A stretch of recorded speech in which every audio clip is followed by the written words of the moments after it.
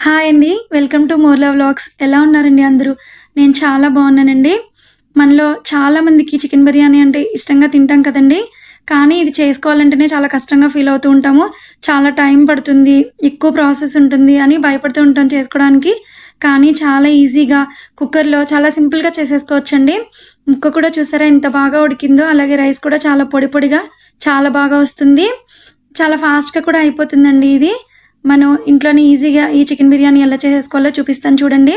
దీనికోసం మనం ముందుగా ఎంతవరకు కావాలో అంత చికెన్ తీసుకొని నీట్‌గా క్లీన్ చేసేసి పక్కన పెట్టుకోవాలి.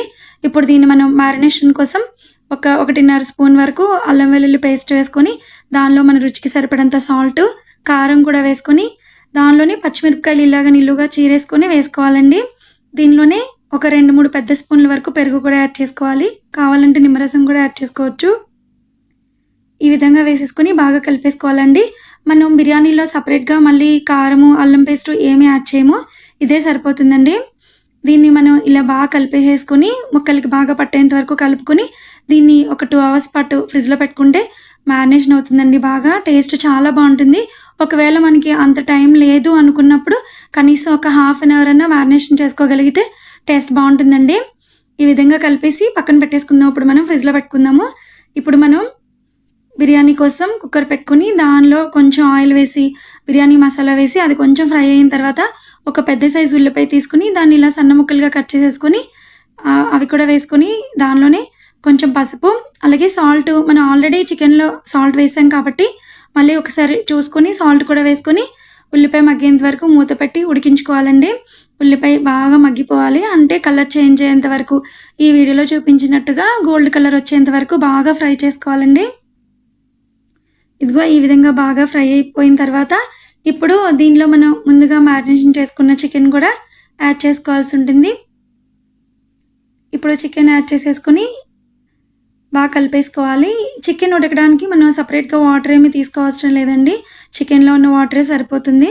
ఒకవేళ మనం మటన్ బిర్యానీ గనుక చేయాలి అనుకుంటే, దానిలో అప్పుడు వాటర్ యాడ్ చేయాల్సి ఉంటుంది. చికెన్‌కైతే అవసరం లేదు. వేసుకొని ఇప్పుడు దీనిలో కొంచెం కొత్తిమీర, పుదీనా కూడా యాడ్ చేశాను. ఇది బాగా కలిపేసుకొని మూత పెట్టేసి, చికెన్‌లో ఉన్నంత వాటర్ అంతా పోయేంత వరకు బాగా మగ్గించేసుకోవాలి. ఇప్పుడు ఆయిల్ పైకొచ్చేసింది కదా! ఇప్పుడు ఇది ఒక కర్రీలా అయిపోతుంది. దీనిలో మనం ముందుగా కడిగేసి నానబెట్టుకున్న బియ్యాన్ని కూడా వేసేసుకొని బాగా కలుపుకోవాలండి. ముందుగానే రైస్ వేసి ఇలా ఫ్రై చేయడం వల్ల బిర్యానీ బాగా వస్తుందండి టేస్ట్. పొడి పొడిగా కూడా వస్తుంది. ఈ విధంగా వేసి బాగా ఫ్రై చేసుకోవాలి. ఒక 1 ఆర్ 2 మినిట్స్ ఫ్రై చేసుకుంటే సరిపోతుంది. ఇప్పుడు దీనిలో నేను ఈ లోటాతో ఒక లోటాకి 1 వరకు బియ్యం తీసుకున్నానండి. 1కి 1.5 చొప్పున వాటర్ తీసుకుంటున్నాను. మనం తినే పలుకుని బట్టి వాటర్ అనేది యాడ్ చేసుకోవాల్సి ఉంటుంది. కొంతమంది 1కి 1.5, 2 అలా వేసుకుంటూ ఉంటారు. ఇప్పుడు మనం సరిపడినంత వాటర్ వేసేసుకొని బాగా కలిపేసుకొని, సాల్ట్ అనేది చూసుకోవాలండి. సాల్ట్ సరిపోయిందో లేదో చెక్ చేసుకొని ఒకసారి ఇప్పుడు మూత పెట్టేసుకొని విజిల్ పెట్టేసుకోవడమేనండి. ఒక 3 విజిల్స్ వస్తే సరిపోతుంది. వేడివేడిగా చికెన్ బిర్యానీ అయితే రెడీ అయిపోతుందండి. చాలా ఫాస్ట్‌గా, చాలా ఈజీగా కూడా అయిపోతుంది. టేస్ట్ అయితే చాలా బావుంటుందండి. మీరు గనుక నా ఛానల్‌ని ఫస్ట్ టైం చూస్తున్నట్లయితే ప్లీజ్ లైక్ చేయండి, షేర్ చేయండి, సబ్స్క్రైబ్ చేయడం మాత్రం మర్చిపోకండి. కుక్కర్ విజిల్స్ అయిపోతున్నాయి కదా! 3 విజిల్స్ అయిపోయిన తర్వాత స్టవ్ ఆఫ్ చేసుకొని, మనం ఒక సర్వింగ్ ప్లేట్‌లోకి తీసేసుకోవడమేనండి. వేడివేడిగా చికెన్ బిర్యానీ అయితే రెడీ అయిపోతుంది. దీన్ని మనం వేడివేడిగా ఉన్నప్పుడే ఆనియన్స్ తోటి, అలాగే రైతాతో కూడా సర్వ్ చేసుకుంటే టేస్ట్ చాలా బావుంటుంది. ఇదేనండి ఈరోజు వీడియో. మీకు నచ్చిందనే అనుకుంటున్నాను. Thanks for watching. Bye bye.